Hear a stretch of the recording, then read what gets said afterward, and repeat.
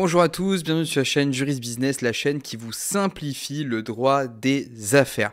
Aujourd'hui, on va parler d'un sujet qui touche tous les propriétaires, c'est la taxe foncière, ou plutôt les taxes foncières. On va voir qu'il y a plusieurs types de taxes foncières, on va voir qui est impacté, quels biens sont concernés et comment la taxe est recouvrée. Si c'est une question que vous êtes toujours posée, c'est la vidéo parfaite pour vous. Après, vous saurez tout sur les taxes foncières. Donc, qui est redevable de cette taxe? C'est les personnes physiques ou morales qui sont propriétaires de leurs biens au 1er janvier de l'année d'imposition. Attention, dans le cadre d'une vente, le vendeur pourrait, dans une clause, dire qu'il souhaite que la taxe foncière soit partagée entre lui et l'acquéreur. Ça peut arriver dans les contrats. Regardez bien si l'acquéreur souhaite effectivement ce partage de la taxe foncière. En cas de démembrement de propriété, donc par exemple vous cédez la nue propriété par exemple à vos enfants, c'est l'usufruitier qui va être redevable de cette taxe foncière. C'est pas le nu propriétaire, c'est vraiment ici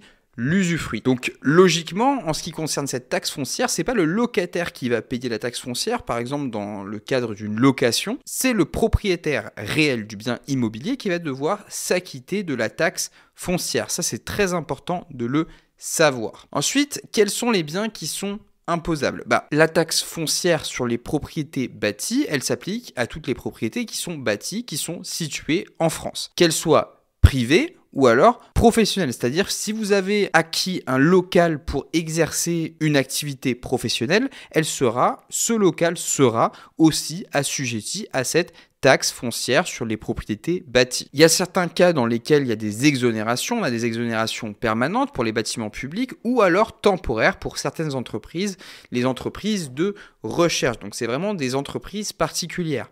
Il faut vraiment vérifier si vous êtes dans le cadre des exonérations visées par les textes ou non. Mais dans la plupart des cas, vous n'avez pas d'exonération qui s'applique à vous. Vous êtes assujetti à cette taxe foncière sur les propriétés bâties. Maintenant, comment est-ce qu'elle se liquide cette taxe foncière? Donc la taxe foncière, elle est égale à 50% de la valeur locative et il va falloir multiplier cela par un taux qui est fixé par les collectivités territoriale. Donc là, vous aurez le montant de la taxe foncière et pour avoir le montant total, il faudra ajouter les prélèvements pour frais de gestion qui sont dus à l'État. Donc effectivement, c'est un minimum, mais il faut quand même le prendre en compte. Ensuite, vous avez une taxe foncière sur les propriétés, cette fois, qui sont non bâties. Donc, qui est redevable? C'est pareil, les personnes physiques ou morales qui sont propriétaires de leur bien au 1er janvier de l'année d'imposition. C'est une taxe qui va s'appliquer sur quoi? C'est une taxe qui va s'appliquer aux propriétés qui sont non bâties de toute nature et qui sont situées en France. C'est les terrains, les étangs, etc., etc.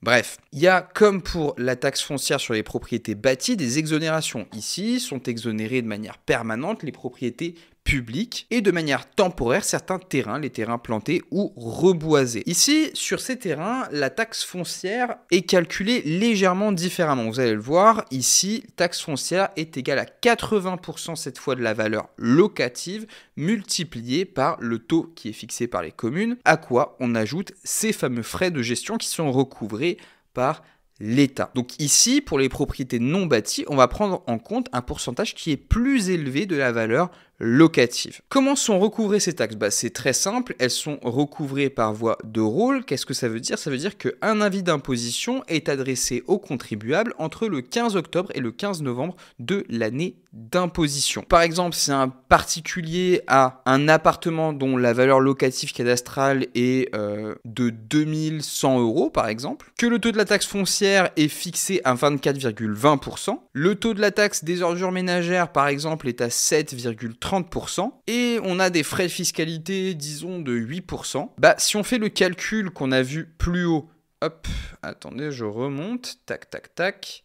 Ça nous fait très exactement 2100 multiplié par 0,50 multiplié par 24,20% plus 7,30% est égal à 331 €. On va rajouter évidemment ces fameux frais de gestion qui doivent être acquittés. On a une taxe foncière qui est donc de 331 € plus 8% multiplié par 331 qui nous donne 357 € très exactement. Donc voilà, c'est comme ça que vous calculez cette taxe foncière, que vous revérifiez éventuellement si votre taxe foncière est celle que vous devriez réellement payer. Voilà, c'est tout pour cette vidéo, j'espère qu'elle vous a plu, j'espère qu'elle vous aura aidé. Si c'est le cas, n'oubliez pas de vous abonner, de mettre un pouce bleu et moi je vous retrouve sur les prochaines vidéos.